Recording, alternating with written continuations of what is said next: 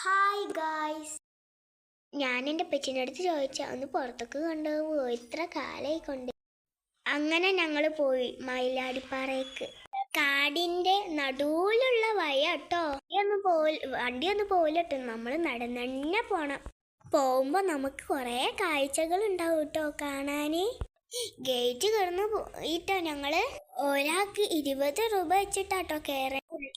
അവിടുന്ന് ഉള്ളിലേക്ക് കയറുമ്പോൾ തന്നെ ചെറിയൊരു അമ്പലം കാണാം.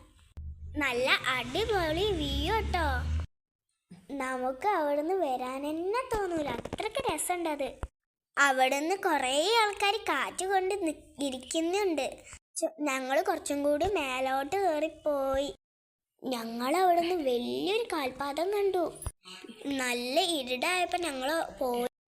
ഞങ്ങൾക്ക് വിശന്നപ്പോൾ ഞങ്ങൾ കേക്കും വാങ്ങി ചായയും കുടിച്ചു.